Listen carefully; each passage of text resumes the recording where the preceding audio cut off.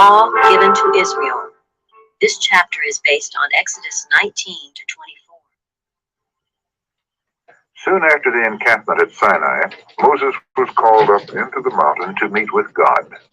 Alone he climbed the steep and rugged path and drew near to the cloud that marked the place of Jehovah's presence.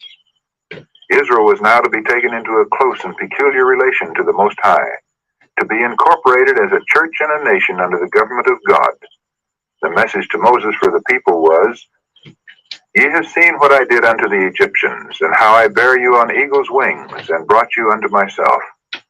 Now therefore, if ye will obey my voice indeed, and keep my covenant, then ye shall be a peculiar treasure unto me above all people.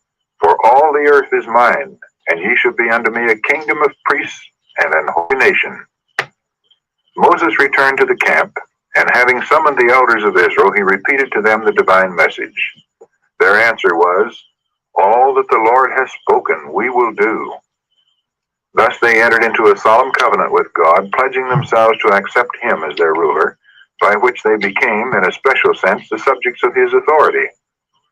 Again their leader ascended the mountain, and the Lord said unto him, "Lo, I come unto thee in a thick cloud, that the people may hear when I speak with thee, and believe thee forever." When they met with difficulties in the way, they were disposed to murmur against Moses and Aaron, and accuse them of leading the hosts of Israel from Egypt to destroy them. The Lord would honor Moses before them, that they might be led to confide in his instructions. God purposed to make the occasion of speaking his law a scene of awful grandeur, in keeping with its exalted character. The people were to be impressed that everything connected with the service of God must be regarded with greatest reverence. The Lord said to Moses, "Go unto the people, and sanctify them today and tomorrow, and let them wash their clothes and be ready against the third day. For the third day the Lord will come down in the sight of all the people upon Mount Sinai." During these intervening days, all were to occupy the time in solemn preparation to appear before God. Their person and their clothing must be freed from impurity. And as Moses should point out their sins, they were to devote themselves to humiliation, fasting, and prayer, that their hearts might be cleansed from iniquity. The preparations were made according to the command, and in obedience to a further injunction, Moses directed that a barrier be placed about the mount, that neither man nor beast might intrude upon the sacred precinct. If any ventured so much as to touch it, the penalty was instant death. On the morning of the third day, as the eyes of all the people were turned toward the mount, its summit was covered with a thick cloud, which grew more black and dense, sweeping downward until the entire mountain was wrapped in darkness and awful mystery. Then a sound as of a trumpet was heard, summoning the people to meet with God, and Moses led them forth to the base of the mountain. From the thick darkness flashed vivid lightnings, while peals of thunder echoed and re-echoed among the surrounding heights.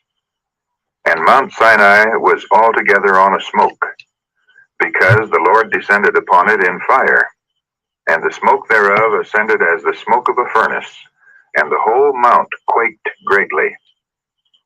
The glory of the Lord was like devouring fire on the top of the mount, in the sight of the assembled multitude. And the voice of the trumpet sounded long, and waxed louder and louder. So terrible were the tokens of Jehovah's presence, that the hosts of Israel shook with fear, and fell upon their faces before the Lord. Even Moses exclaimed, "I exceedingly fear and quake." Hebrews chapter 12, verse 21. And now the thunders ceased.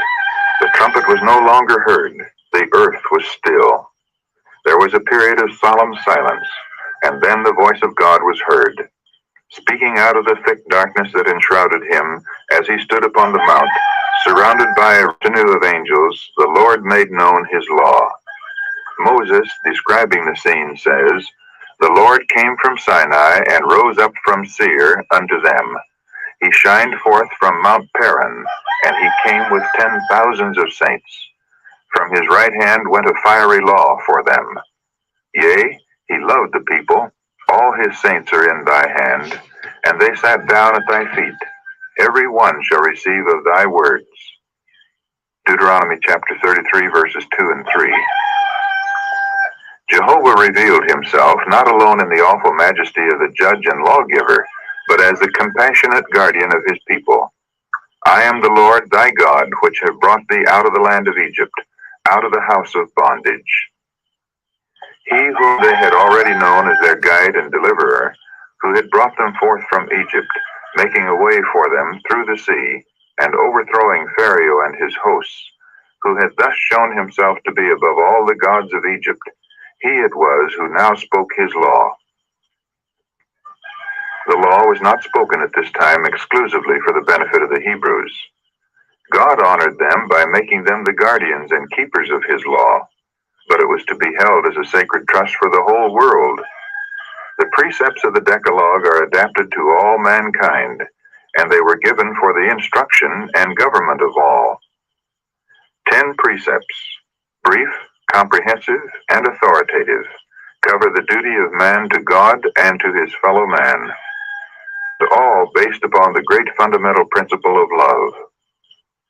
Thou shalt love the Lord thy God with all thy heart, and with all thy soul, and with all thy strength, and with all thy mind, and thy neighbor as thyself. Luke chapter 10, verse 27. See also Deuteronomy chapter 6, verses 4 and 5, and Leviticus chapter 19, verse 18. In the 10 Commandments, these principles are carried out in detail and made applicable to the condition and circumstances of man. Thou shalt have no other gods before me.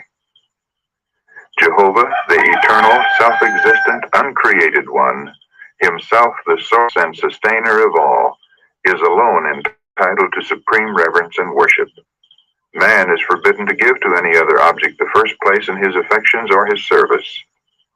Whatever we cherish that tends to lessen our love for God, or to interfere with the service due him, of that do we make a god. Thou shalt not make unto thee any graven image, or any likeness of anything that is in heaven above, or that is in the earth beneath, or that is in the water under the earth. Thou shalt not bow down thyself to them, nor serve them. The second commandment forbids the worship of the true God by images or similitudes. Many heathen nations claimed that their images were mere figures or symbols by which the deity was worshipped, but God has declared such worship to be sin. The attempt to represent the Eternal One by material objects would lower man's conception of God.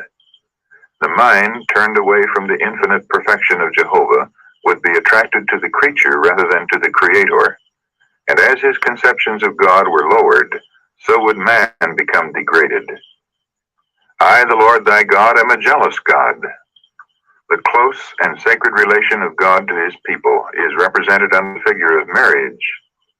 Idolatry being spiritual adultery, the displeasure of God against it is fitly called jealousy. Visiting the iniquity of the fathers upon the children unto the 3rd and 4th generation of them that hate me. It is inevitable that children should suffer from the consequences of parental wrongdoing, but they are not punished for the parents' guilt, except as they participate in their sins. It is usually the case, however, that children walk in the steps of their parents. By inheritance and example, the sons become partakers of the father's sin. Wrong tendencies, perverted appetites, and debased morals, as well as physical disease and degeneracy, are transmitted as a legacy from father to son to the 3rd and 4th generation. This fearful truth should have a solemn power to restrain men from following a course of sin. Showing mercy unto thousands of them that love me and keep my commandments. In prohibiting the worship of false gods, the second commandment by implication enjoins the worship of the true God. And to those who are faithful in his service, mercy is promised, not merely to the 3rd and 4th generation, as is the wrath threatened against those who hate him, but to thousands of generations. Thou shalt not take the name of the Lord thy God in vain, for the Lord will not hold him guiltless that taketh his name in vain. This commandment not only prohibits false oaths and common swearing, but it forbids us to use the name of God in a light or careless manner, without regard to its awful significance. by the thoughtless mention of God in common conversation, by appeals to him in trivial matters, and by the frequent and thoughtless repetition of his name, we dishonor him. Holy and reverend is his name. Psalm 111, verse 9. All should meditate upon his majesty, his purity, and holiness, that the heart may be impressed with his exalted character, and his holy name should be uttered with reverence and solemnity. Remember the Sabbath day to keep it holy. 6 days shalt thou labor and do all thy work, but the seventh day is the Sabbath of the Lord thy God. In it thou shalt not do any work, thou, nor thy son, nor thy daughter, thy manservant, nor thy maidservant, nor thy cattle, nor thy stranger that is within thy gates. For in 6 days the Lord made heaven and earth, the sea, and all in them is, and rested the seventh day. Wherefore the Lord blessed the Sabbath day and hallowed it. The Sabbath is not introduced as a new institution, but as having been founded at creation. It is to be remembered and observed as a memorial of the Creator's work. Pointing to God as the maker of the heavens and the earth, it distinguishes the true God from all false gods. All who keep the seventh day signify by this act that they are worshippers of Jehovah. Thus, the Sabbath is a sign of man's allegiance to God as long as there are any upon the earth to serve him. The fourth commandment is the only one of all the 10 in which are found both the name and the title of the lawgiver. It is the only one that shows by whose authority the law is given. Thus it contains the seal of God, affixed to his law as evidence of its authenticity and binding force. God has given men 6 days wherein to labor, and he requires that their own work be done in the 6 working days. Acts of necessity and mercy are permitted on the Sabbath. The sick and suffering are at all times to be cared for, but unnecessary labor is to be strictly avoided. Turn away thy foot from the Sabbath, from doing thy pleasure on my holy day, and call the Sabbath a delight, the holy of the Lord honorable, and honor him, not doing thine own ways, nor finding thine own pleasure. Isaiah chapter 58, verse 13. Nor does the prohibition end here. Nor speaking thine own words, says the prophet. Those who discuss business matters or lay plans on the Sabbath are regarded by God as though engaged in the actual transaction of business. To keep the Sabbath holy, we should not even allow our minds to dwell upon things of a worldly character, and the commandment includes all within our gates. The inmates of the house are to lay aside their worldly business during the sacred hours. All should unite to honor God by willing service upon his holy day. Honor thy father and thy mother, that thy days may be long upon the land which the Lord thy God giveth thee. Parents are entitled to a degree of love and respect which is due to no other person. God himself, who has placed upon them a responsibility for the souls committed to their charge, has ordained that during the earlier years of life, parents shall stand in the place of God to their children. And he who rejects the rightful authority of his parents is rejecting the authority of God. The fifth commandment requires children not only to yield respect, submission, and obedience to their parents, but also to give them love and tenderness, to lighten their cares, to guard their reputation, and to succor and comfort them in old age. It also enjoins respect for ministers and rulers and for all others to whom God has delegated authority. This, says the apostle, is the first commandment with promise. Ephesians chapter 6, verse 2. To Israel, expecting soon to enter Canaan, it was a pledge to the obedient of long life in that good land.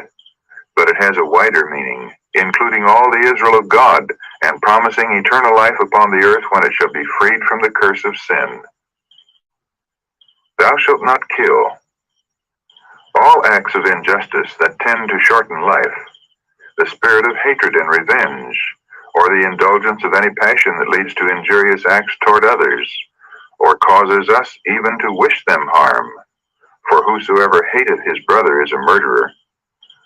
A selfish neglect of caring for the needy or suffering, all self-indulgence or unnecessary deprivation or excessive labor that tends to injure health, all these are, to a greater or less degree, violations of the sixth commandment. Thou shalt not commit adultery. This commandment forbids not only acts of impurity, but sensual thoughts and desires, or any practice that tends to excite them. Purity is demanded not only in the outward life, but in the secret intents and emotions of the heart. Christ, who taught the far-reaching obligation of the law of God, declared the evil thought or look to be as truly sin as is the unlawful deed. Thou shalt not steal.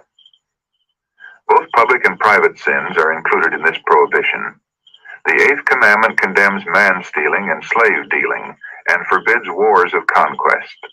It condemns theft and robbery. It demands strict integrity in the minutest details of the affairs of life. It forbids overreaching in trade and requires the payment of just debts or wages.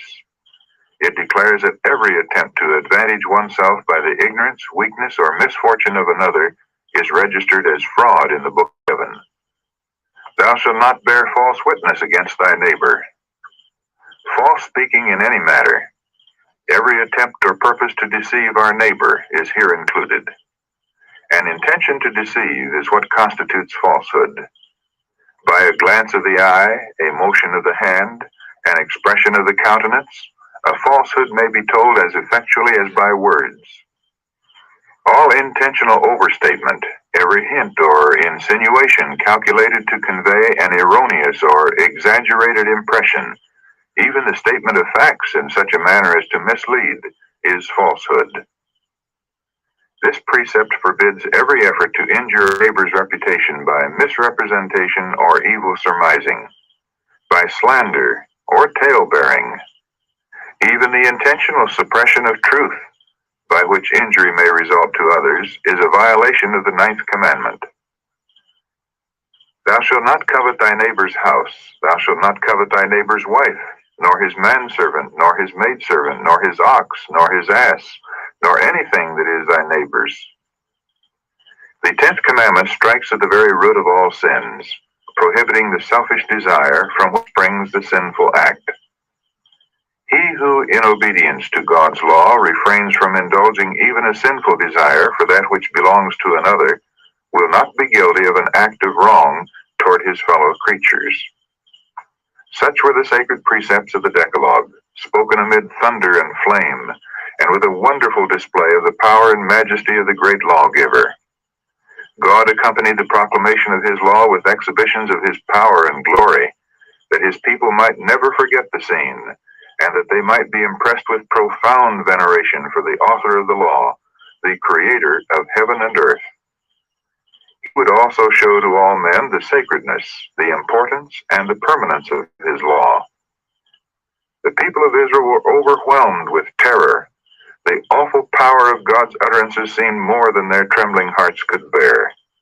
For as God's great rule of right was presented before them, they realized as never before the offensive character of sin and their own guilt in the sight of a holy God.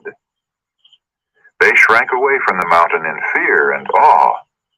The multitude cried out to Moses, "Speak thou with us, and we will hear, but let not God speak with us, lest we die." The leader answered, "Fear not, for God is come to prove you, and that his fear may be before your faces, that ye sin not." The people, however, remained at a distance, gazing in terror upon the scene, while Moses drew near unto the thick darkness where God was. The minds of the people, blinded and debased by slavery and heathenism, were not prepared to appreciate fully the far-reaching principles of God's 10 precepts. That the obligations of the Decalogue might be more fully understood and enforced, additional precepts were given, illustrating and applying the principles of the 10 Commandments. These laws were called judgments, both because they were framed in infinite wisdom and equity, and because the magistrates were to give judgment according to them. Unlike the 10 Commandments, they were delivered privately to Moses, who was to communicate them to the people. The first of these laws related to servants. In ancient times, criminals were sometimes sold into slavery by the judges. In some cases, debtors were sold by their creditors, and poverty even led persons to sell themselves or their children. But a Hebrew could not be sold as a slave for life. His term of service was limited to 6 years. On the 7th, he was to be set at liberty. Man-stealing, deliberate murder, and rebellion against parental authority were to be punished with death. The holding of slaves not of Israelitish birth was permitted, but their life and person were strictly guarded. The murderer of a slave was to be punished. An injury inflicted upon one by his master, though no more than the loss of a tooth, entitled him to his freedom.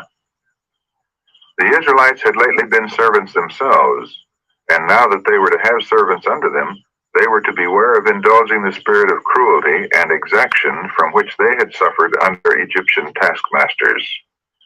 The memory of their own bitter servitude should enable them to put themselves in the servant's place, leading them to be kind and compassionate, to deal with others as they would wish to be dealt with.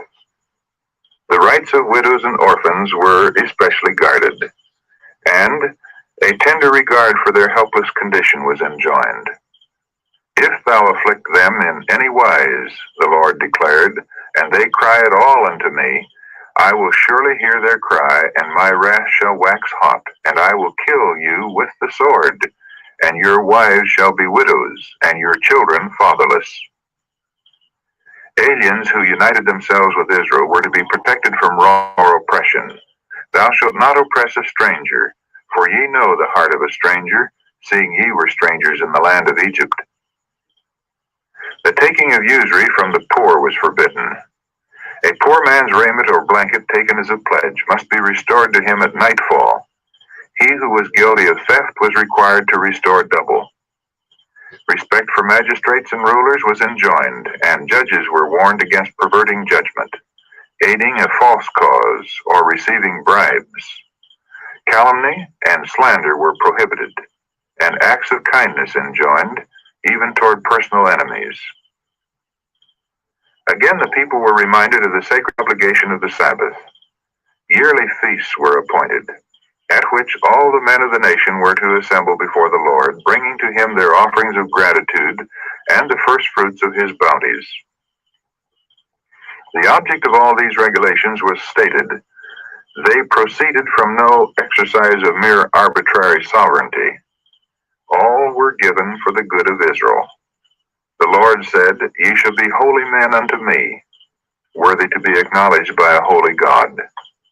These laws were to be recorded to Moses and carefully treasured as the foundation of the national law, and with the 10 precepts which they were given to illustrate the condition of the fulfillment of God's promises to Israel. The message was now given them from Jehovah, Behold, I send an angel before thee to keep thee in the way, and to bring thee into the place which I have prepared. Beware of him, and obey his voice. Provoke him not, for he will not pardon your transgressions, for my name is in him. But if thou shalt indeed obey his voice, and do all that I speak, then I will be an enemy unto thine enemies, and an adversary unto thine adversaries. During all the wanderings of Israel, Christ in the pillar of cloud and of fire was their leader. While there were types pointing to a Savior to come, there was also a present Savior, who gave commands to Moses for the people, and who was set forth before them as the only channel of blessing. Upon descending from the mountain, Moses came and told the people all the words of the Lord, and all the judgments. And all the people answered with one voice and said, All the words which the Lord has said we will do. This pledge, together with the words of the Lord which it bound them to obey, was written by Moses in a book. Then followed the ratification of the covenant.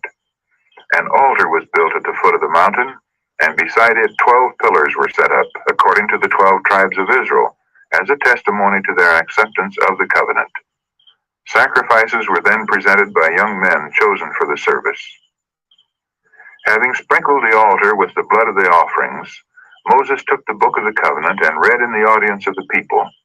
Thus the conditions of the covenant were solemnly repeated, and all were at liberty to choose whether or not they would comply with them. They had at the first promised to obey the voice of God, but they had since heard his law proclaimed, and its principles had been particularized that they might know how much this covenant involved. Again the people answered with one accord, "All that the Lord has said will we do, and be obedient." When Moses had spoken every precept to all the people according to the law, he took the blood and sprinkled both the book and all the people, saying, "This is the blood of the testament which God hath enjoined unto you." Hebrews chapter 9, verses 19 and 20. Arrangements were now to be made for the full establishment of the chosen nation under Jehovah as their king. Moses had received the command, "Come up unto the Lord, thou and Aaron, Nadab and Abihu, and 70 of the elders of Israel, and worship ye afar off, and Moses alone shall come near the Lord." While the people worshipped at its foot, these chosen men were called up into the mount. The 70 elders were to assist Moses in the government of Israel, and God put upon them his spirit, and honored them with a view of his power and greatness. And they saw the God of Israel, and there was under his feet as it were a paved work of a sapphire stone, and as it were a body of heaven in his clearness. They did not behold the deity, but they saw the glory of his presence. Before this they could not have endured such a scene, but the exhibition of God's power had awed them to repentance. They had been contemplating his glory, purity, and mercy until they could approach nearer to him who was the subject of their meditations. Moses and his minister Joshua were now summoned to meet with God, and as they were to be some time absent, the leader appointed Aaron and Hur, assisted by the elders, to act in his stead.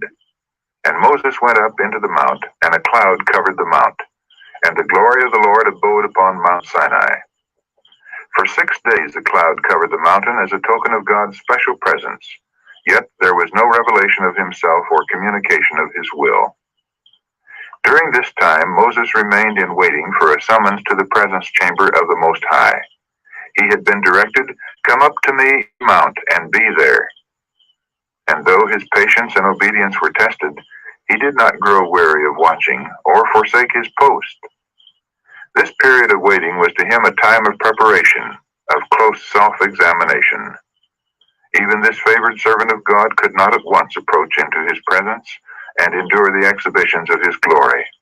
6 days must be employed in devoting himself to God by searching of heart, meditation, and prayer before he could be prepared for direct communication with his Maker.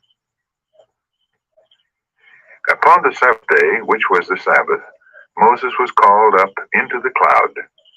The thick cloud opened in the sight of all Israel, and the glory of the Lord broke forth like devouring fire. And Moses went into the midst of the cloud, and gat him up into the mount.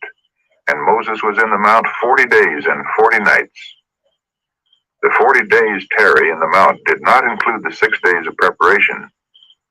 During the 6 days Joshua was with Moses, and together they ate of the manna, and drank of the brook that descended out of the mount.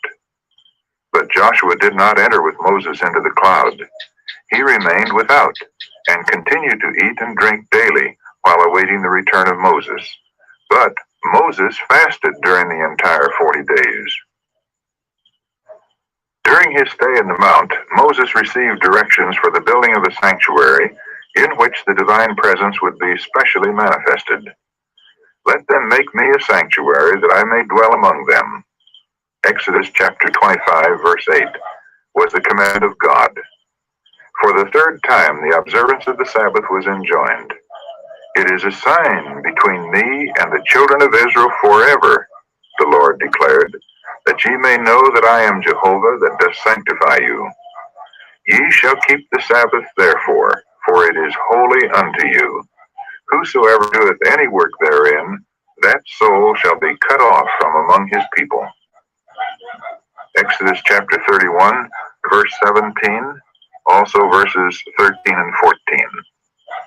Directions had just been given for the immediate erection of the tabernacle for the service of God, and And now the people might conclude, because the object had in view was the glory of God, and also because of their great need of a place of worship, that they would be justified in working at the building upon the Sabbath. To guard them from this error, the warning was given. Even the sacredness and urgency of that special work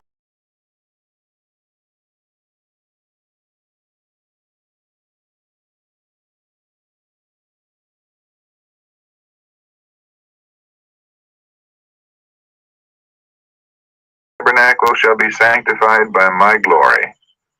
Exodus chapter 29, verses 45 and 43, was the assurance given to Moses. As a symbol of God's authority and the embodiment of his will, there was delivered to Moses a copy of the Decalogue engraved by the finger of God himself upon 2 tables of stone. Deuteronomy chapter 9, verse 10, and Exodus chapter 32, verses 15 and 16. To be sacredly enshrined in the sanctuary, which, when made, was to be the visible center of the nation's worship. From a race of slaves, the Israelites had been exalted above all peoples to be the peculiar treasure of the King of Kings. God had separated them from the world, that he might commit to them a sacred trust. He had made them the depositaries of his law, and he purposed, through them, to preserve among men the knowledge of himself. Thus the light of heaven was to shine out to a world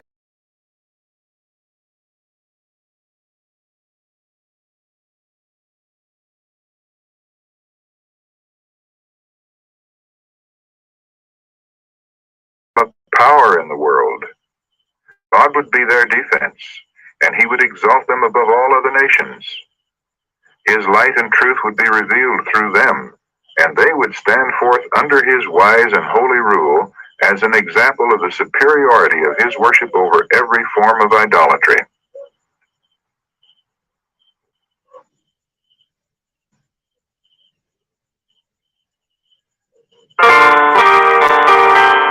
Chapter 28, Idolatry at Sinai.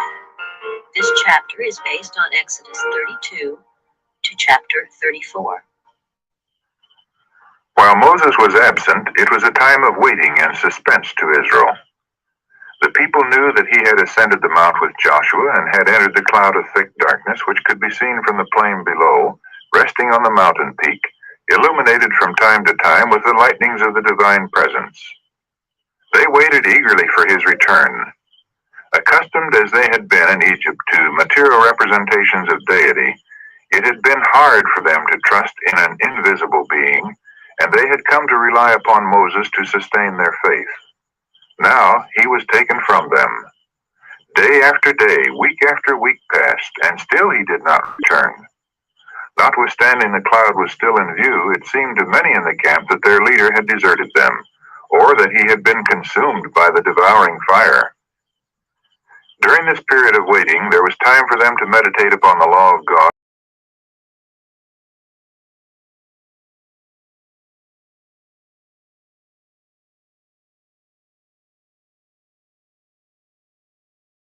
of God's requirements, and humbling their hearts before him, they would have been shielded from temptation.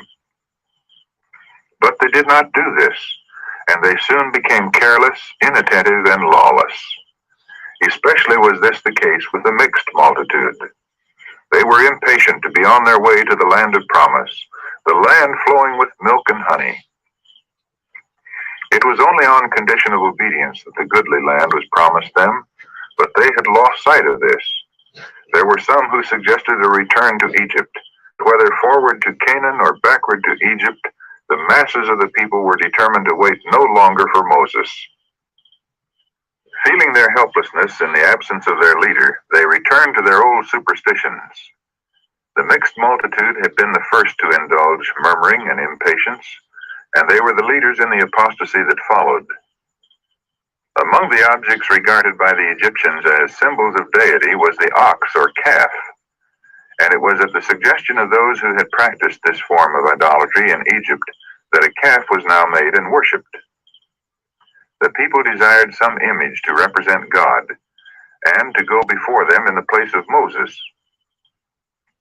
God had given no manner of similitude of himself, and he had prohibited any material representation for such a purpose. The mighty miracles in Egypt and at the Red Sea were designed to establish faith in him as the invisible, all-powerful helper of Israel, the only true God. And the desire for some visible manifestation of his presence had been granted in the pillar of cloud and of fire that guided their hosts, and in the revealing of his glory upon Mount Sinai.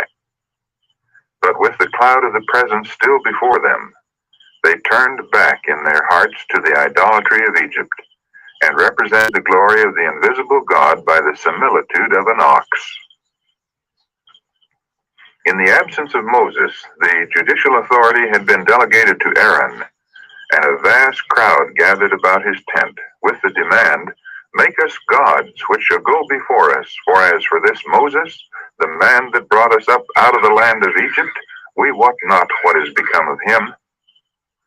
The cloud, they said, that had heretofore led them, now rested permanently upon the mount. It would no longer direct their travels. They must have an image in its place, and if, as had been suggested, they should decide to return to Egypt, they would find favor with the Egyptians by bearing this image before them and acknowledging it as their God. Such a crisis demanded a man of firmness, decision, and unflinching courage, one who held the honor of God above popular favor, personal safety, or life itself.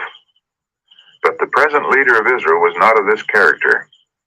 Aaron feebly remonstrated with the people, but his wavering and timidity at the critical moment only rendered them the more determined. The tumult increased. A blind, unreasoning frenzy seemed to take possession of the multitude.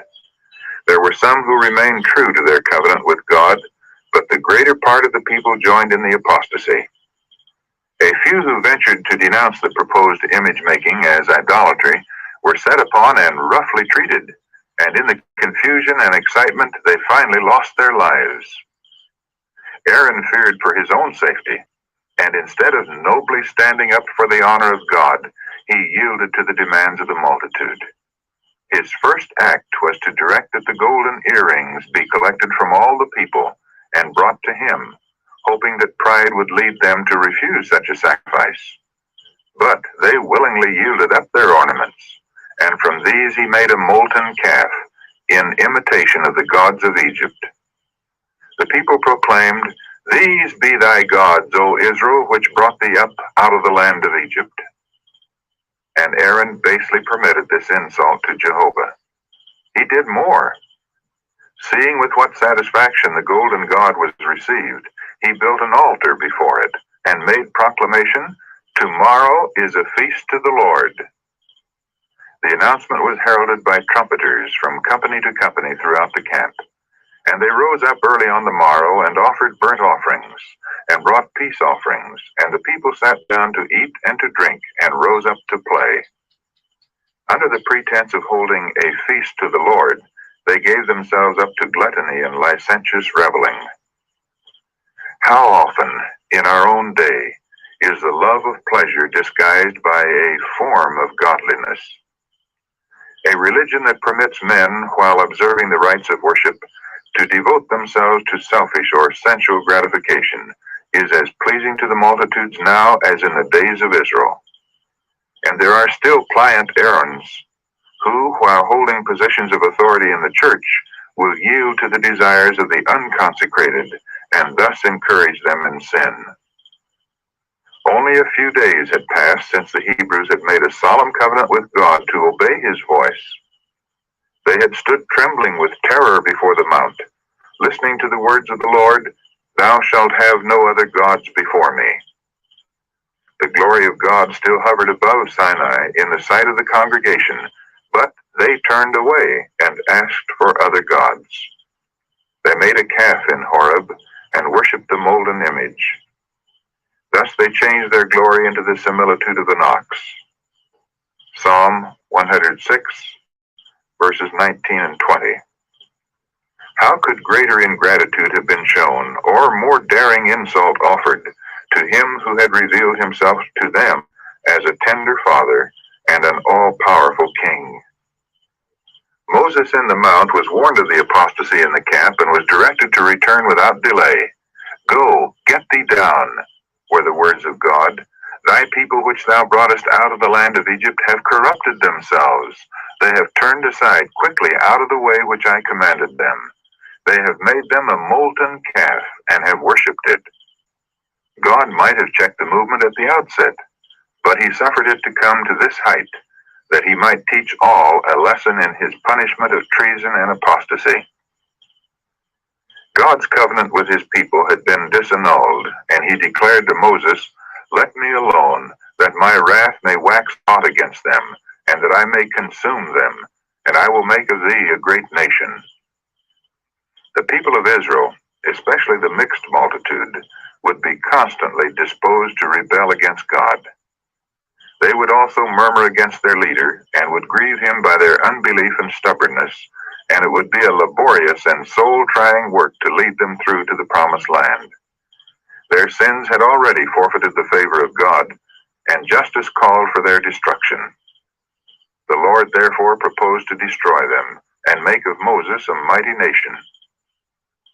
"Let me alone, that I may consume them," were the words of God. If God had purposed to destroy Israel, who could plead for them? How few but would have the sinners to their fate? How few but would have gladly exchanged a lot of toil and burden and sacrifice, repaid with ingratitude and murmuring, for a position of ease and honor, when it was God himself that the release? But Moses discerned ground for hope, where there appeared only discouragement and wrath. The words of God, "Let me alone," he understood not to forbid, but to encourage intercession, implying that nothing but the prayers of Moses could save Israel, but that if thus entreated, God would spare his people. He besought the Lord his God and said, "Lord, why doth thy wrath wax hot against thy people, which thou hast brought forth out of the land of Egypt with great power and with mighty hand?" God had signified that he disowned his people. He had spoken of them to Moses as "thy people, which thou broughtest out of Egypt." But Moses humbly disclaimed the leadership of Israel. They were not his, but God's. "Thy people, which thou hast brought forth with great power and with a mighty hand. Wherefore," he urged, "should the Egyptians speak and say, For mischief did he bring them out, to slay them in the mountains, and to consume them from the face of the earth?" During the few months since Israel left Egypt, the report of their wonderful deliverance had spread to all the surrounding nations. Fear and terrible foreboding rested upon the heathen. All were watching to see what the God of Israel would do for his people. Should they now be destroyed, their enemies would triumph, and God would be dishonored. The Egyptians would claim that their accusations were true. Instead of leading his people into the wilderness to sacrifice, he had caused them to be sacrificed. They would not consider the sins of Israel. The destruction of the people whom he had so signally honored would bring reproach upon his name. How great the responsibility resting upon those whom God has highly honored, to make his name a praise in the earth. With what care should they guard against committing sin, to call down his judgments, and cause his name to be reproached by the ungodly. As Moses interceded for Israel, his timidity was lost in his deep interest and love for those for whom he had, in the hands of God, been the means of doing so much. The Lord listened to his pleadings and granted his unselfish prayer. God had proved his servant. He had tested his faithfulness and his love for that erring, ungrateful people, and nobly had Moses endured the trial. His interest in Israel sprang from no selfish motive. The prosperity of God's chosen people was dearer to him than personal honor, dearer than the privilege of becoming the father of a mighty nation. God was pleased with his faithfulness, his simplicity of heart, and his integrity, and he committed to him as a faithful shepherd the great charge of leading Israel to the promised land. As Moses and Joshua came down from the mount, the former bearing the tables of the testimony, they heard the shouts and outcries of the excited multitude, evidently in a state of wild uproar. To Joshua the soldier, the first thought was of an attack from their enemies. "There is a noise of war in the camp," he said. But Moses judged more truly the nature of the commotion. The sound was not that of combat, but of revelry. "It is not the voice of them that shout for mastery, neither is it the voice of them that cry for being overcome, but the noise of them that sing do I hear." As they drew near the encampment, they beheld a people shouting and dancing around their idol. It was a scene of heathen riot, an imitation of the idolatrous feasts of Egypt, but how unlike the solemn and reverent worship of God. Moses was overwhelmed. He had just come from the presence of God's glory, and though he had been warned of what was taking place, he was unprepared for that dreadful exhibition degradation of Israel. His anger was hot. To show his abhorrence of their crime, he threw down the tables of stone, and they were broken in the sight of all the people, thus signifying that as they had broken their covenant with God, so God had broken his covenant with them.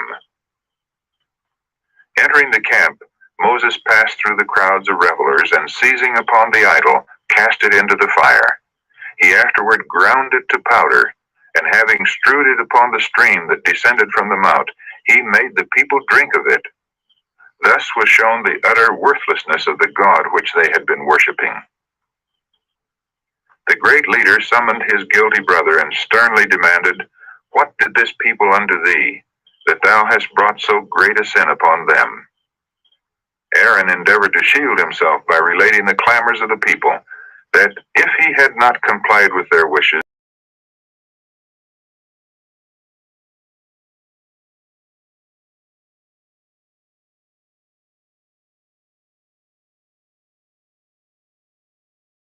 which shall go before us. For as for this Moses, the man that brought us up out of the land of Egypt, we wot not what is become of him. And I said unto them, Whosoever hath any gold, let them break it off. So they gave it me. Then I cast it into the fire, and there came out this calf. He would lead Moses to believe that a miracle had been wrought, that the gold had been cast into the fire, and by supernatural power changed to a calf. But his excuses and prevarications were of no avail. He was justly dealt with as the chief offender. The fact that Aaron had been blessed and honored so far above the people was what made his sin so heinous. It was Aaron, the saint of the Lord, Psalm 106, verse 16, that had made the idol and announced the feast. It was he who had been appointed as spokesman for Moses, and concerning whom God himself had testified, I know that he can speak well, Exodus chapter 4, verse 14, that had failed to check the idolaters in their heaven-daring purpose. He by whom God had wrought in bringing judgments both upon the Egyptians and upon their gods, had heard unmoved the proclamation before the molten image, These be thy gods, O Israel, which brought thee up out of the land of Egypt. It was he who had been with Moses on the mount, and had there beheld the glory of the Lord, who had seen that in the manifestation of that glory there was nothing of which an image could be made. It was he who had changed that glory into the similitude of an ox. He to whom God had committed the government of the people in the absence of Moses was found sanctioning their rebellion. The Lord was very angry with Aaron to have destroyed him. Deuteronomy chapter 9, verse 20. But in answer to the earnest intercession of Moses, his life was spared, and in penitence and humiliation for his great sin, he was restored to the favor of God.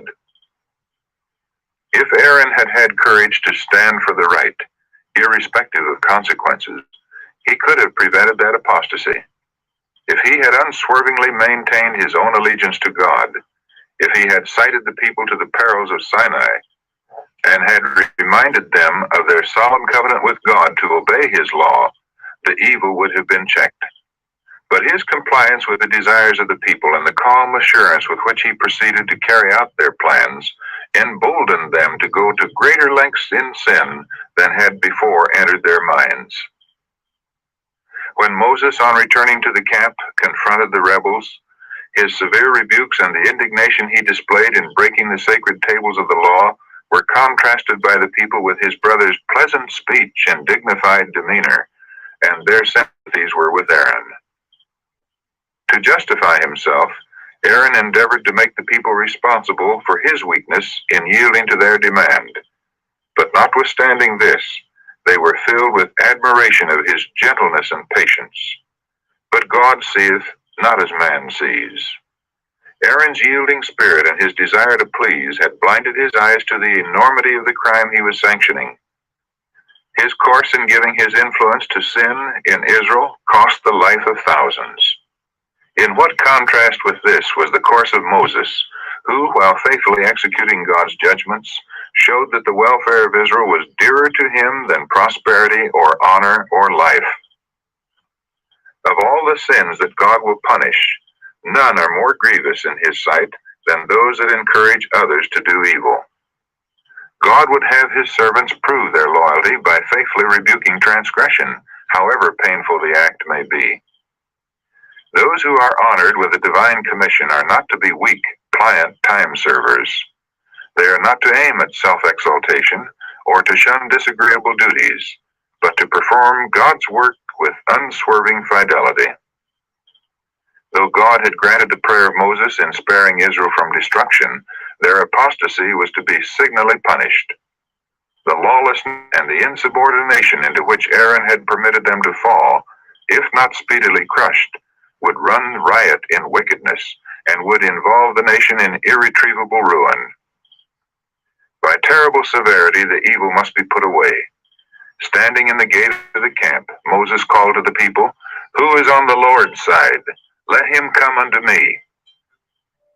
Those who had not joined in the apostasy were to take their position at the right of Moses. Those who were guilty, but repentant, at the left. The command was obeyed. It was found that the tribe of Levi had taken no part in the idolatrous worship. From among other tribes, there were great numbers who, although they had sinned, now signified their repentance. But a large company, mostly of the mixed multitude that instigated the making of the calf, stubbornly persisted in their rebellion. In the name of the Lord God of Israel, Moses now commanded those upon his right hand, who had kept themselves clear of idolatry, to gird on their swords and slay all who persisted in rebellion. And there fell of the people that day about 3,000 men. Without regard to position, kindred, or friendship, the ringleaders in wickedness were cut off, but all who repented and humbled themselves were spared. Those who performed this terrible work of judgment were acting by divine authority, executing the sentence of the King of Heaven. Men are to beware how they, in their human blindness, judge and condemn their fellow men. But when God commands them to execute his sentence upon iniquity, he is to be obeyed. Those who performed this painful act thus manifested their abhorrence of rebellion and idolatry, and consecrated themselves more fully to the service of the true God. The Lord honored their faithfulness by bestowing special distinction upon the tribe of Levi. The Israelites had been guilty of treason, and that against a king who had loaded them with benefits and whose authority they had voluntarily pledged themselves to obey. That the divine government might be maintained, justice must be visited upon the traitors. Yet, even here, God's mercy was displayed. While he maintained his law, he granted freedom of choice and opportunity for repentance to all. Only those were cut off who persisted in rebellion.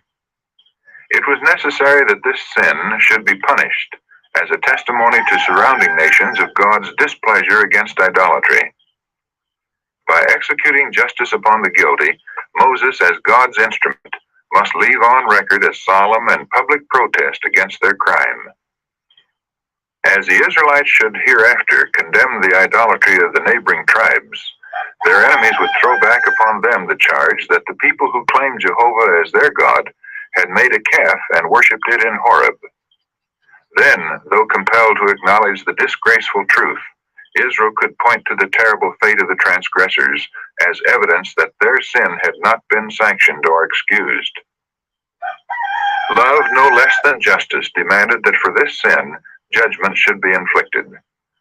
God is a guardian as well as a sovereign of his people. He cuts off those who are determined upon rebellion, that they may not lead others to ruin. In sparing the life of Cain, God had demonstrated to the universe what would be the result of permitting sin to go unpunished. The influence exerted upon his descendants by his life and teaching led to the state of corruption that demanded the destruction of the whole world by a flood. The history of the antediluvians testifies that long life is not a blessing to the sinner. God's great forbearance did not repress their wickedness. The longer men lived, the more corrupt they became. So with the apostasy at Sinai, unless punishment had been speedily visited upon transgression, the same results would again have been seen. The earth would have become as corrupt as in the days of Noah. Had these transgressors been spared, evils would have followed, greater than resulted from sparing the life of Cain.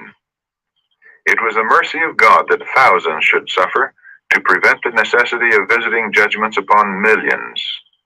In order to save the many, he must punish the few.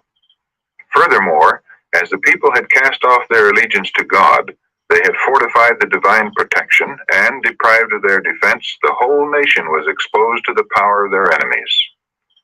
Had not the evil been promptly put away, they would soon have fallen a prey to their numerous and powerful foes.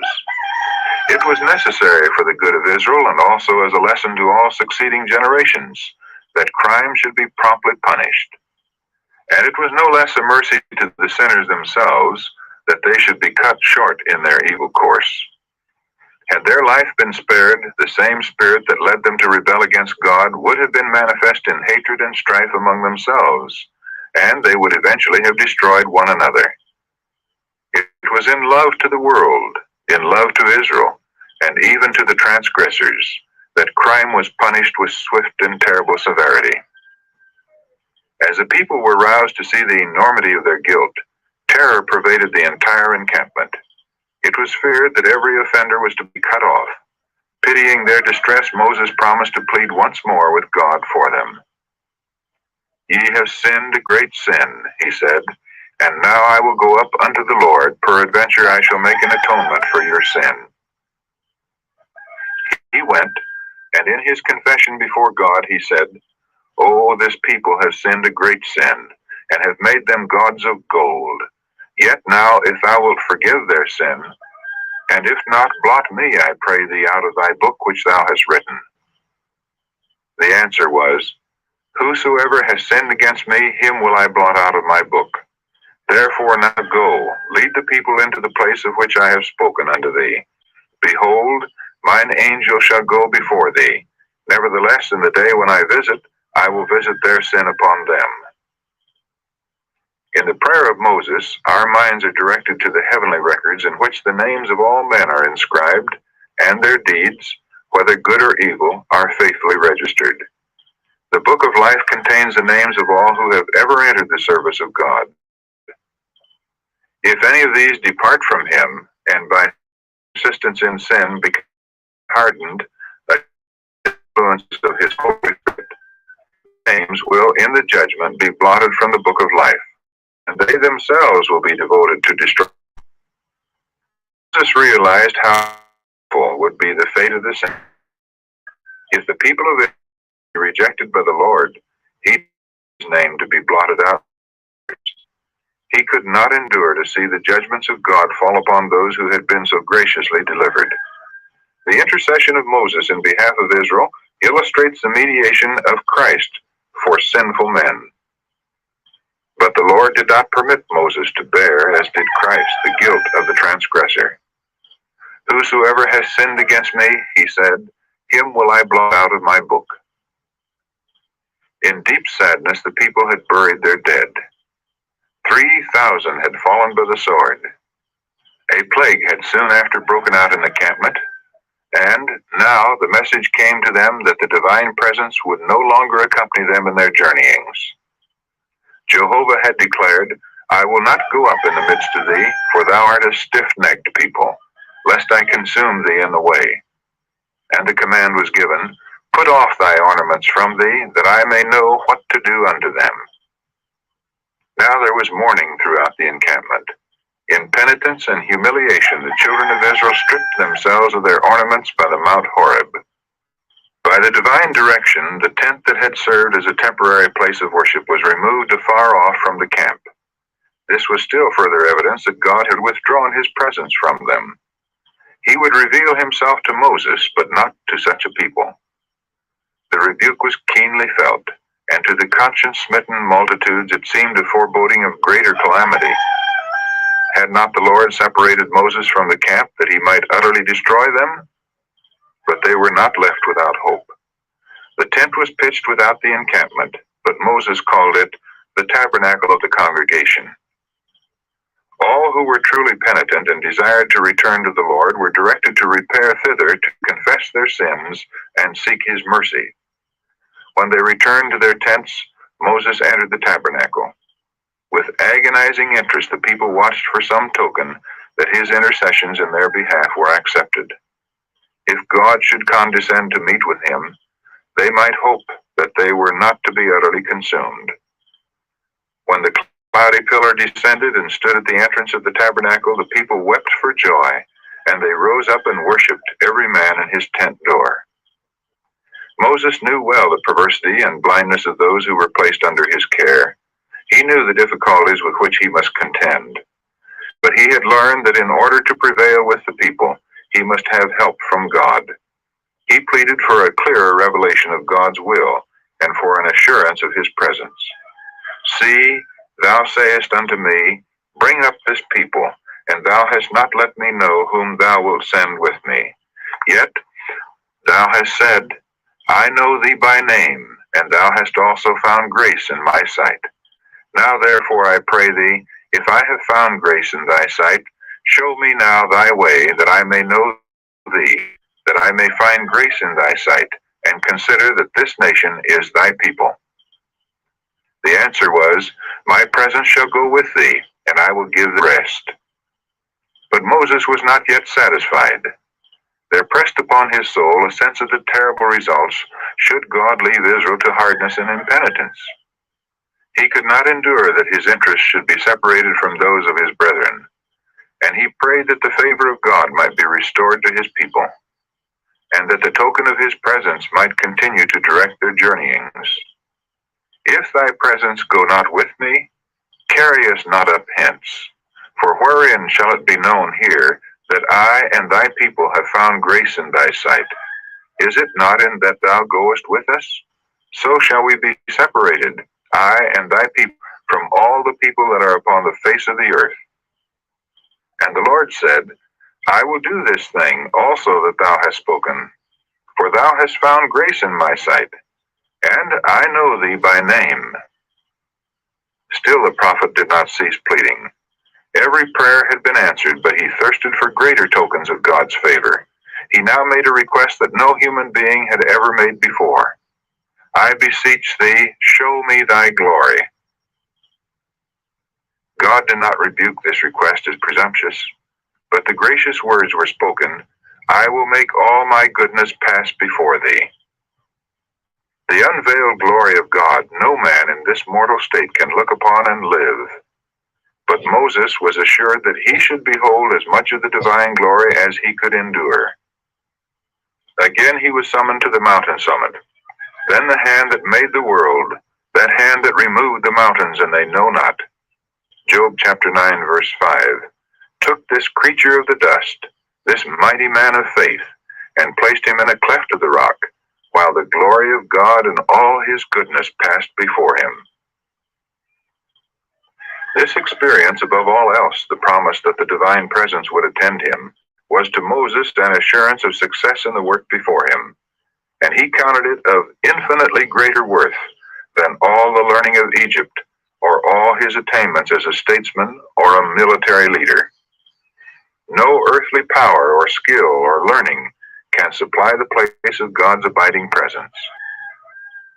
To the transgressor, it is a fearful thing to fall into the hands of the living God, But Moses stood alone in the presence of the Eternal One, and he was not afraid, for his soul was in harmony with the will of his Maker. Says the psalmist, "If I regard iniquity in my heart, the Lord will not hear me." Psalm 66, verse 18. "But the secret of the Lord is with them that fear him, and he will show them his covenant."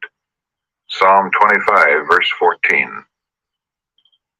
The deity proclaimed himself, the Lord God, merciful and gracious, long-suffering, and abundant in goodness and truth, keeping mercy for thousands, forgiving iniquity and transgression and sin, and that will by no means clear the guilty. Moses made haste and bowed his head toward the earth and worshipped. Again he entreated that God would pardon the iniquity of his people and take them for his inheritance. His prayer was granted. The Lord graciously promised to renew his favor to Israel, and in their behalf to do marvels such as had not been done in all the earth nor in any nation. 40 days and nights Moses remained in the mount, and during all this time, as at the first, he was miraculously sustained. No man had been permitted to go up with him, nor during the time of his absence were any to approach the mount. At God's command, he had prepared 2 tables of stone, and had taken them with him to the summit. And again the Lord wrote upon the tables the words of the covenant, the 10 commandments. During that long time spent in communion with God, the face of Moses had reflected the glory of the divine presence. Unknown to himself, his face shone with dazzling light when he descended from the mountain. Such a light illumined the countenance of Stephen when brought before his judges, and all that sat in the council looking steadfastly on him saw his face as it had been the face of an angel. Acts chapter 6, verse 15. Aaron, as well as the people, shrank away from Moses, and they were afraid to come nigh him. Seeing their confusion and terror, but ignorant of the cause, he urged them to come near. He held out to them the pledge of God's reconciliation and assured them of his restored favor. They perceived in his voice nothing but love and entreaty, and at last one ventured to approach him. Too awed to speak, he silently pointed to the countenance of Moses, and then toward heaven. The great leader understood his meaning. In their conscious guilt, feeling themselves still under the divine displeasure, they could not endure the heavenly light, which, had they been obedient to God, would have filled them with joy.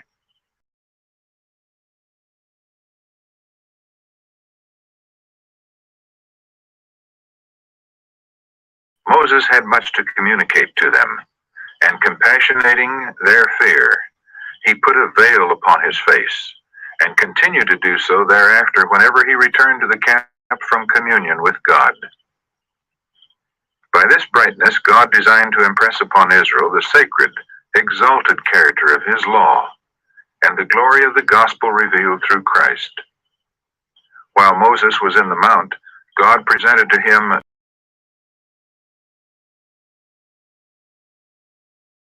saw that the sacrifice of Christ was prefigured by all the types and symbols of the Jewish age, and it was a heavenly light streaming from Calvary, no less than the glory of the law of God, that shed such a radiance upon the face of Moses.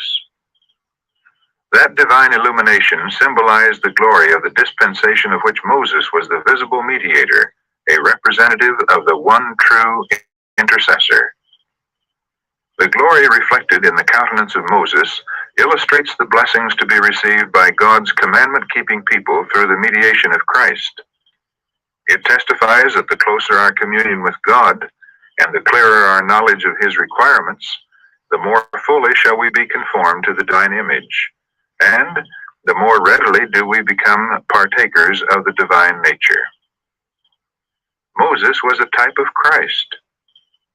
As Israel's intercessor veiled his countenance because the people could not endure to look upon its glory, so Christ, the divine mediator, veiled his divinity with humanity when he came to earth. Had he come clothed with the brightness of heaven, he could not have found access to men in their sinful state. They could not have endured the glory of his presence. Therefore, he humbled himself himself, and was made in the likeness of sinful flesh. Romans chapter 8, verse 3, that he might reach the fallen race and lift them up.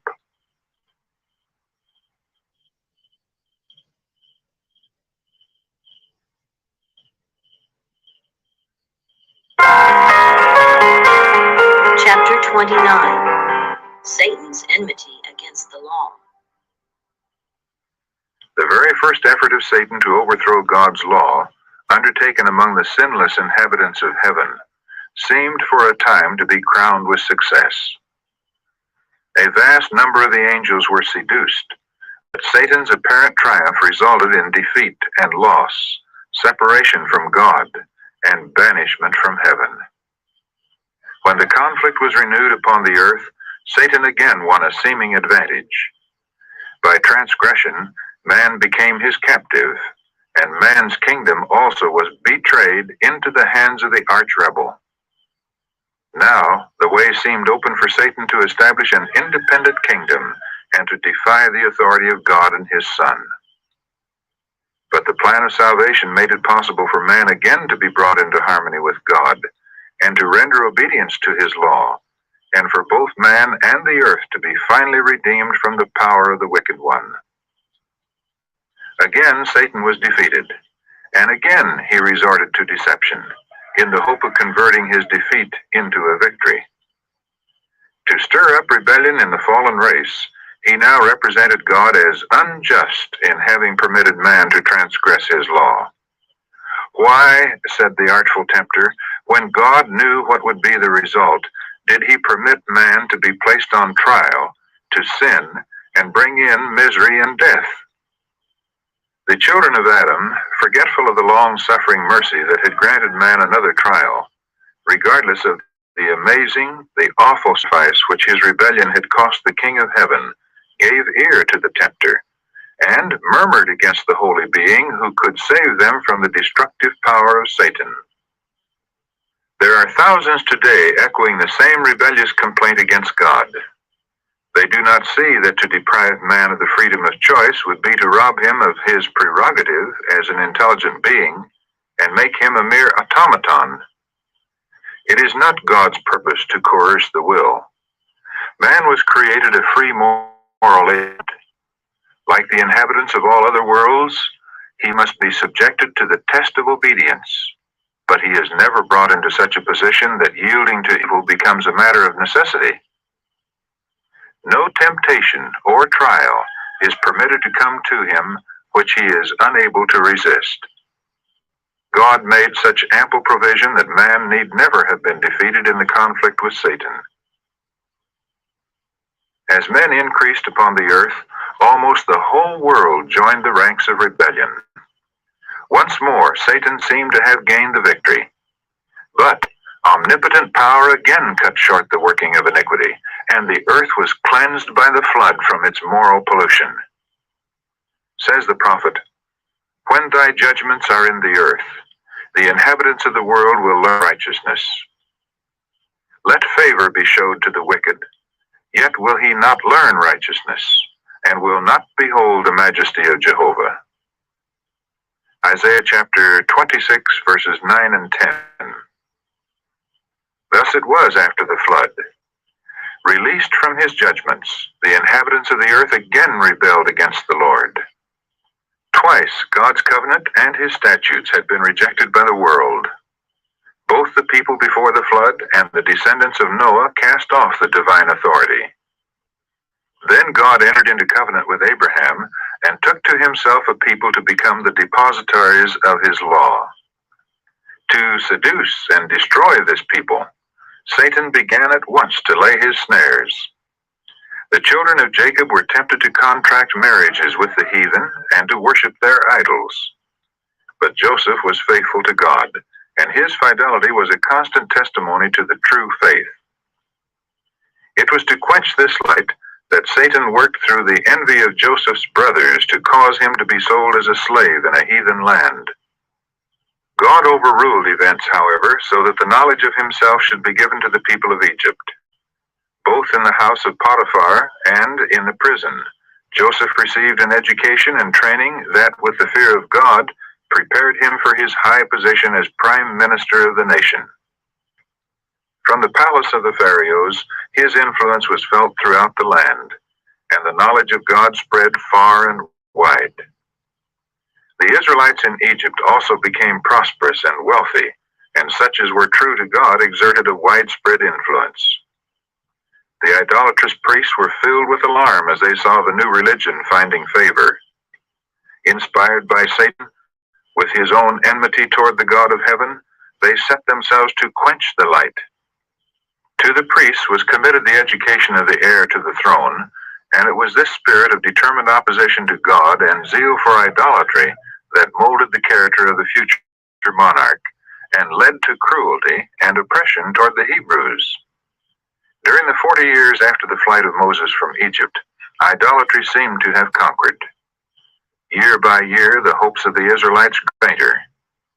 Both king and people exulted in their power and mocked the God of Israel. This grew until it culminated in the Pharaoh who was confronted by Moses. When the Hebrew leader came before the king with a message from Jehovah, God of Israel, it was not ignorance of the true God, but defiance of his power that prompted the answer, "Who is Jehovah, that I should obey his voice? I know not Jehovah." From first to last, Pharaoh's opposition to the divine command was not the result of ignorance, but of hatred and defiance. Though the Egyptians had so long rejected the knowledge of God, the Lord still gave them opportunity for repentance. In the days of Joseph, Egypt had been an asylum for Israel. God had been honored in the kindness shown his people, and now the long-suffering one, slow to anger and full of compassion, gave each judgment time to do its work. The Egyptians, cursed through the very objects they had worshipped, had evidence of the power of Jehovah, and all who would might submit to God and escape his judgments. The bigotry and stubbornness of the king resulted in spreading the knowledge of God and bringing many of the Egyptians to give themselves to his service. It was because the Israelites were so disposed to connect themselves with the heathen and imitate their idolatry that God permitted them to go down into Egypt, where the influence of Joseph was widely felt, and where circumstances were favorable for them to remain a distinct people. Here also the gross idolatry of the Egyptians and their cruelty and oppression during the latter part of the Hebrew sojourn should have inspired in them an abhorrence of idolatry, and should have led them to flee for refuge to the God of their fathers. This very providence Satan made a means to serve his purpose, darkening the minds of the Israelites and leading them to imitate the practices of their heathen masters. On account of the superstitious veneration in which animals were held by the Egyptians, the Hebrews were not permitted during their bondage to present the sacrificial offerings. Thus, their minds were not directed by this service to the great sacrifice, and their faith was weakened. When the time came for Israel's deliverance, Satan set himself to resist the purposes of God. It was his determination that that great people, numbering more than 2 million souls, should be held in ignorance and superstition. The people whom God had promised to bless and multiply, to make a power in the earth, and through whom he was to reveal the knowledge of his will, the people whom he was to make the keepers of his law, this very people Satan was seeking to keep in obscurity and bondage, that he might obliterate from their minds the remembrance of God. When the miracles were wrought before the king, Satan was on the ground to counteract their influence and prevent Pharaoh from acknowledging the supremacy of God and obeying his mandate. Satan wrought to the utmost of his power to counterfeit the work of God and resist his will. The only result was to prepare the way for greater exhibitions of the divine power and glory, and to make more apparent, both to the Israelites and to all Egypt, the existence and sovereignty of the true and living God. God delivered Israel with the mighty manifestations of his power, and with judgments upon all the gods of Egypt. He brought forth his people with joy, and his chosen with gladness, that they might observe his statutes and keep his laws. Psalm 105, verses 43 to 45. He rescued them from their servile state, that he might bring them to a good land, a land which in his providence had been prepared for them as a refuge from their enemies, where they might dwell under the shadow of his wings. He would bring them to himself and encircle them in his everlasting arms, and in return for all his goodness and mercy to them, they were required to have no other gods before him, the living God, and to exalt his name and to make it glorious in the earth. During the bondage in Egypt, many of the Israelites had, to a great extent, lost the knowledge of God's law and had mingled its precepts with heathen customs and traditions. God brought them to Sinai, and there with his own voice declared his law. Satan and evil angels were on the ground. Even while God was proclaiming his law to his people, Satan was plotting to tempt them to sin. This people whom God had chosen, he would wrench away in the very face of heaven. By leading them into idolatry, he would destroy the efficacy of all worship. For how can man be elevated by adoring what is no higher than himself, and may be symbolized by his own handiwork? If men could become so blinded to the power, the majesty, and the glory of the infinite God as to represent him by a graven image, or even by a beast or reptile, if they could so forget their own divine relationship, formed in the image of their Maker, as to bow down to these revolting and senseless objects, then the way was open for foul license. The evil passions of the heart would be unrestrained, and Satan would have full sway. At the very foot of Sinai, Satan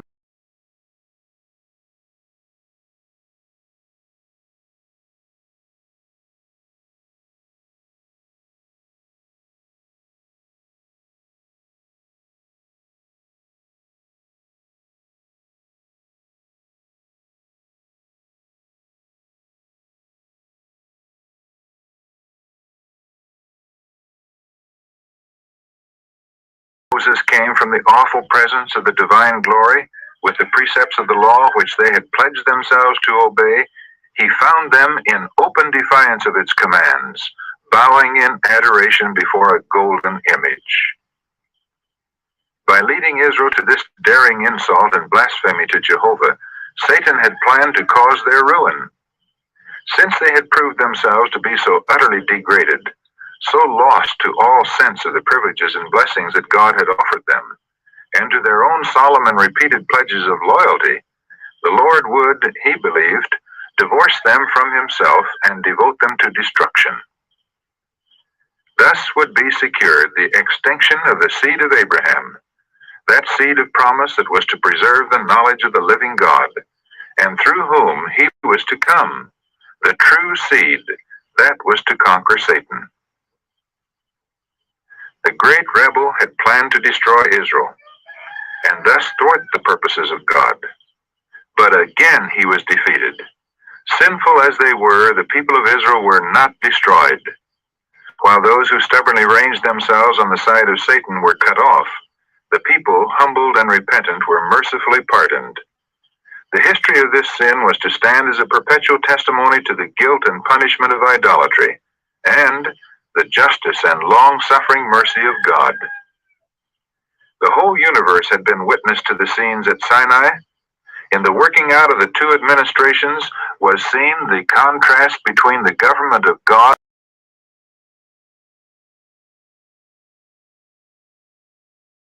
and Satan's apostasy, and the kind of government that he would have established in heaven had he been permitted to bear sway. By causing men to violate the second commandment, Satan aimed to degrade their conceptions of the divine being. By setting aside the fourth, he would cause them to forget God altogether. God's claim to reverence and worship above the gods of the heathen is based upon the fact that he is the Creator, and that to him all other beings owe their existence. Thus it is presented in the Bible. Said prophet Jeremiah, "The Lord is the true God. He is the living God, and an everlasting King. The gods that have not made the heavens and the earth, even they shall perish from the earth, and from under these heavens. He hath made the earth by his power. He hath established the world by his wisdom, and hath stretched out the heavens by his discretion. Every man is brutish in his knowledge. Every founder is confounded by the graven image. For his molten image is falsehood, and there is no breath in them.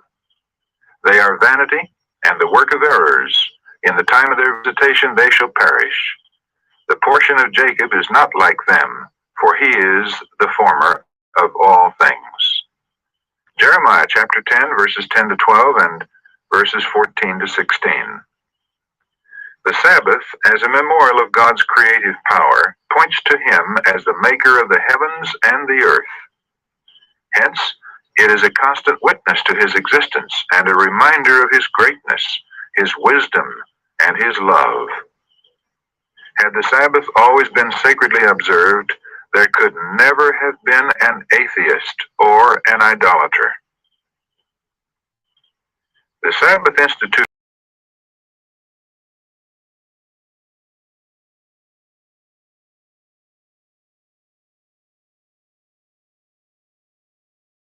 Israelites were forced by their taskmasters to violate the Sabbath, and to a great extent they lost the knowledge of its sacredness. When the law was proclaimed at Sinai, the very first words of the fourth commandment were, "Remember the Sabbath day to keep it holy," showing that the Sabbath was not then instituted. We are pointed back for its origin to creation. In order to obliterate God from the minds of men, Satan aimed to tear down this great memorial. If men could be led to forget their Creator, they would make no effort to resist the power of evil, and Satan would be sure of his prey. Satan's enmity against God's law had impelled him to war against every precept of the Decalogue.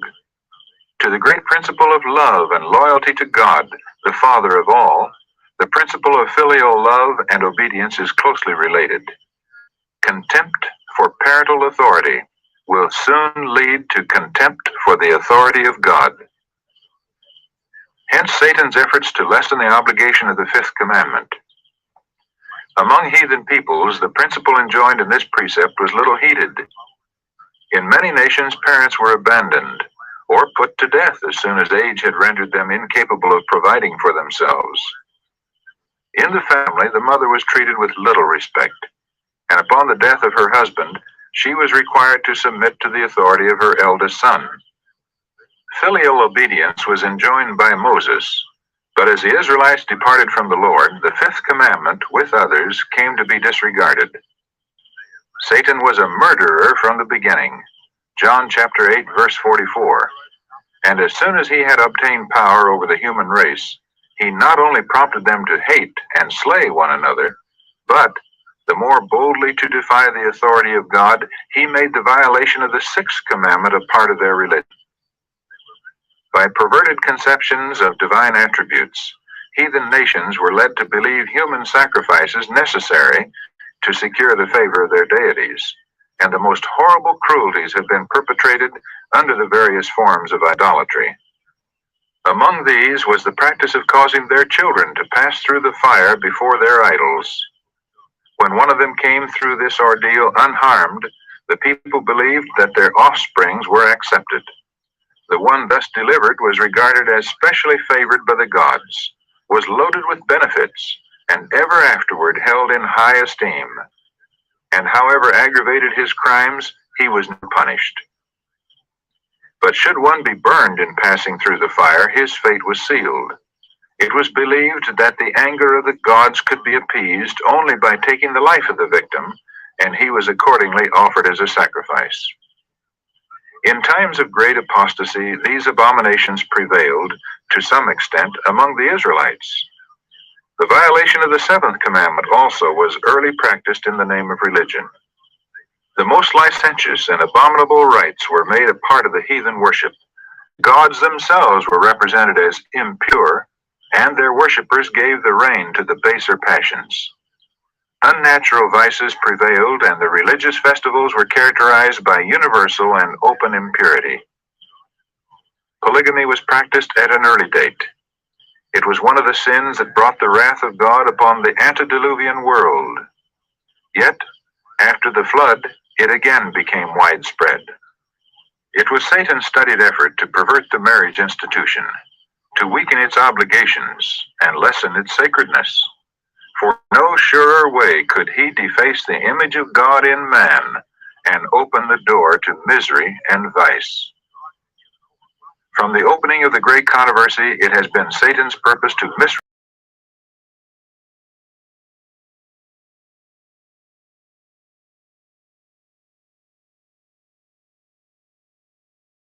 misconceptions and set themselves against God.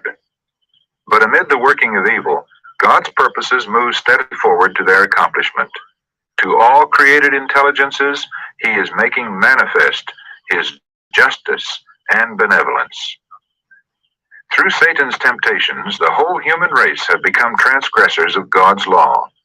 But by the sacrifice of his Son, a way is opened whereby they may return to God. In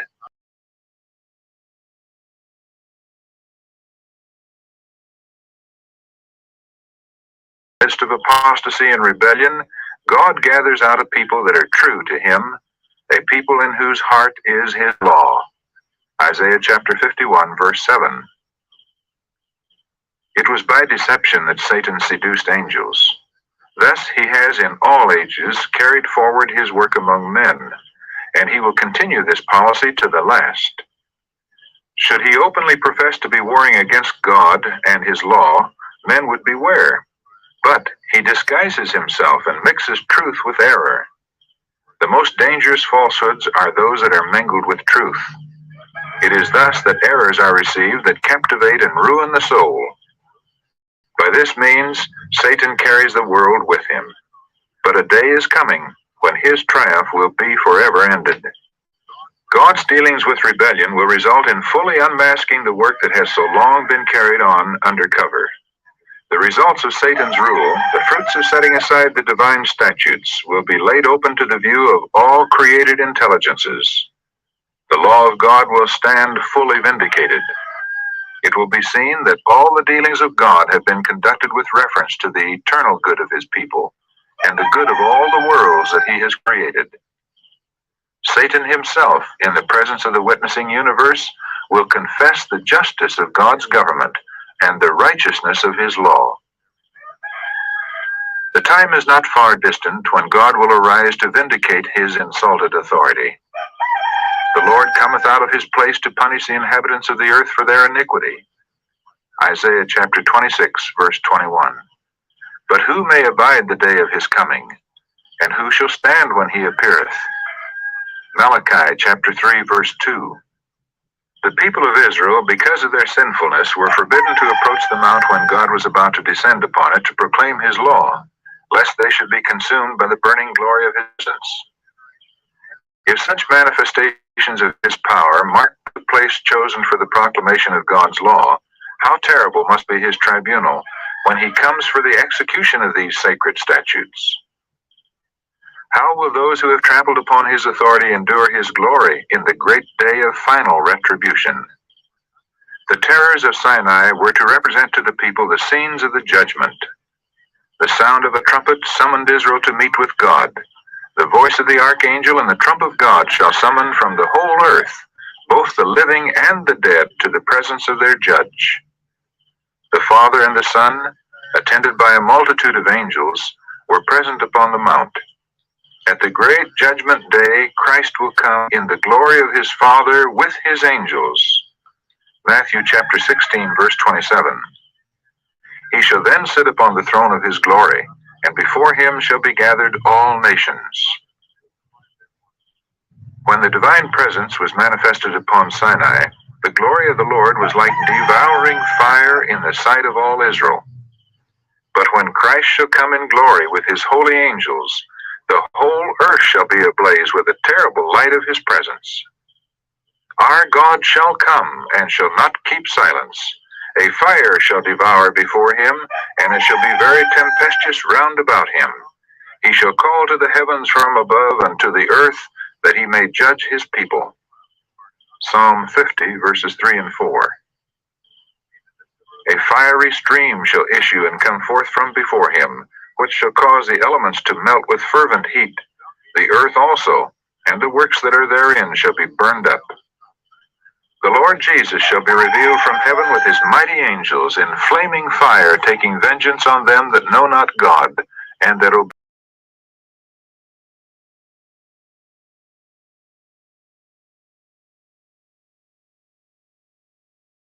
such a manifestation of divine power as when the law was proclaimed from Sinai. The earth shook, the heavens also dropped at the presence of God. Even Sinai itself was moved at the presence of God, the God of Israel. Psalm 68, verse 8. Amid the most terrific convulsions of nature, the voice of God like a trumpet was heard from the cloud. The mountain was shaken from base to summit, and the hosts of Israel, pale and trembling with terror, lay upon their faces upon the earth. He whose voice then shook the earth has declared, "Yet once more I shake not the earth only, but also heaven." Hebrews chapter 12, verse 26. Says the scripture, "The Lord shall roar from on high, and utter his voice from his holy habitation, and the heavens and the earth shall shake." Jeremiah chapter 25, verse 30, and Joel chapter 3, verse 16. In that great coming day, the heaven itself shall depart as a scroll when it is rolled together. Revelation chapter 6, verse 14. And every mountain and island shall be moved out of its place. The earth shall reel to and fro like a drunkard, and shall be removed like a cottage. And the transgression thereof shall be heavy upon it, and it shall fall, and not rise again. Isaiah chapter 24, verse 20. Therefore shall all hands be faint, all faces shall be turned into paleness, and every man's heart shall melt, and they shall be afraid. Pangs and sorrows shall take hold of them. And I will punish the world for their evil, saith the Lord, and I will cause the arrogancy of the proud to cease, and will lay low the haughtiness of the terrible. Isaiah chapter 13, verses 7, 8, and 11, and Jeremiah chapter 30, verse 6.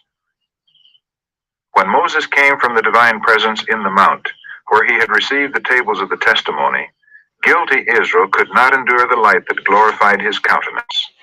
How much less can transgressors look upon the Son of God when he shall appear in the glory of his Father, surrounded by all the heavenly hosts, to execute judgment upon the transgressors of his law and the rejectors of his atonement.